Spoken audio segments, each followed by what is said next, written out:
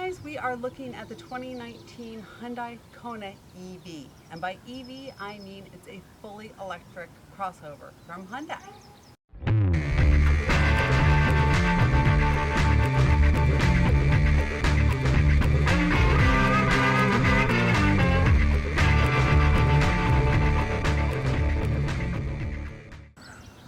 Kona has exceptional range with over 230 miles per charge.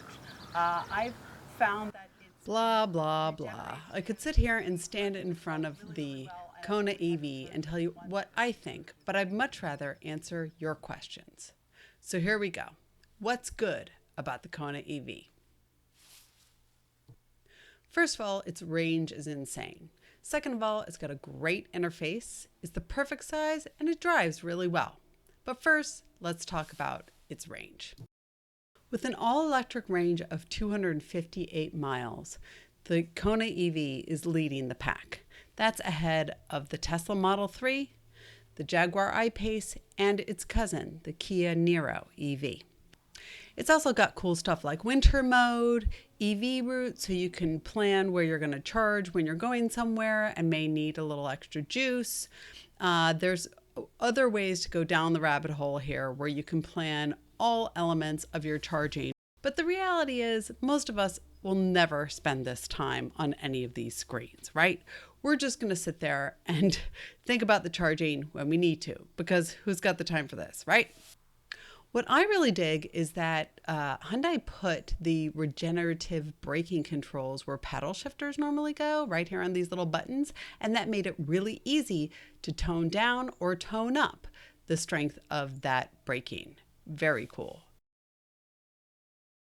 Many of you have asked about the size of the Kona EV. You think you need this big SUV. I think many of us do, especially if you have kids. But the reality is, you don't really. First of all, kids are little. They don't need enormous space. And if you give it to them, let's face it, you're spoiling them and they're just going to have little brats. So put them in a crossover.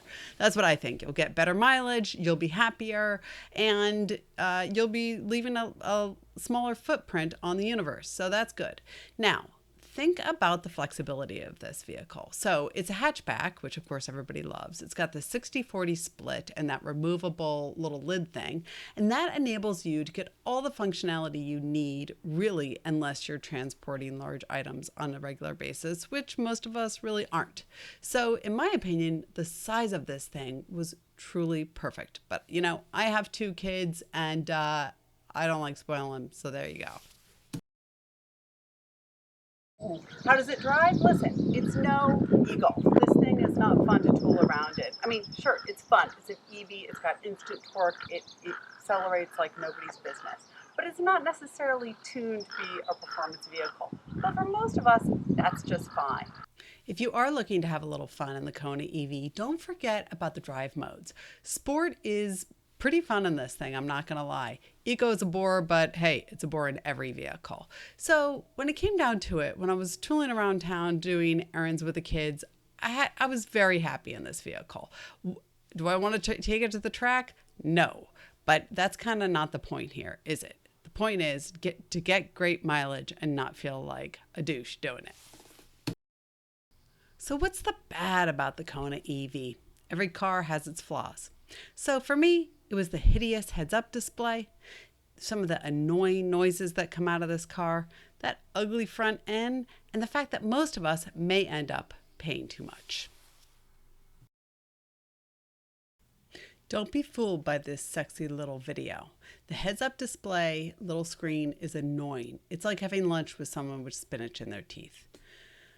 The rest of the time, the other things that annoyed me about this car were the noises that it made. It was really, really loud. And a lot of that is its efficiency, right? The level 4 regen braking. But you know what? It annoyed me. But luckily, I like my music loud, and my kids most of the time are talking so much that I can't hear them. So there's that. Also, there's this ugly front end. I mean, I understand you don't have to have a grill, and that's great, and Tesla Model S made a beautiful display out of a front end because of that. But here they've made this weird plastic effect in the front of it that kind of looks like a bunch of maybe some bugs have gotten in there. I don't dig it. I think it's really ugly. But the worst part about the Kona EV right now is that most of us are going to pay too much. This thing levels out around $37,000. Obviously, you can add more to that, but a lot of dealers are charging up to $10,000 more because it's in such high demand. So for a vehicle that really doesn't have a whole lot of flaws, that's a big one. Many of you asked me, is the Kona EV safe? And that's a good question. It did get a passing grade from the IIHS 5 of their tests, but because of its headlights, it didn't get a top safety pick. But that doesn't necessarily mean anything. It does have blind spot collision warning standard on all trims, rear cross traffic collision warning on all trims. It's got forward collision avoidance assist, lane keep assist, driver attention warning, front crumple zone, all the good stuff that you want. The one thing for me that it's missing is the automatic emergency braking in reverse, which is a little bit of a drag. But other than that, it has all the safety features that I would like to see in a vehicle this size. So one of the things that the Kona EV has is lane keep assist, which sounds like it's a big deal and sounds like something that would be hard to get used to, but it's really not. It's simply a function of if the vehicle feels you drifting out of your lane, it will just put you back in it. So if I'm sitting here on the 101 and I kind of space out and I'm looking over there and I go this way, do you see how my steering wheel just turned? Well, that wasn't me. That was the car.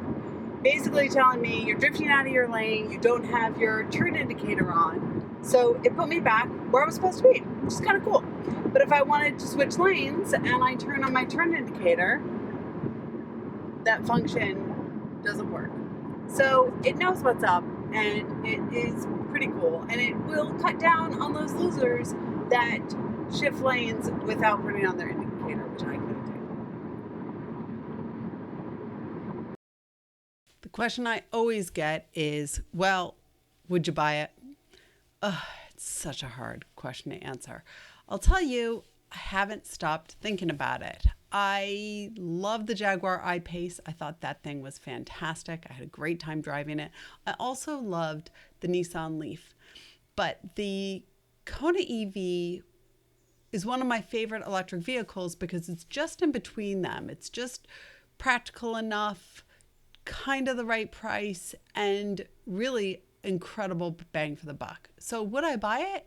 Yeah, to be honest with you, I would. But I think I'd have to swap out that hideous grille.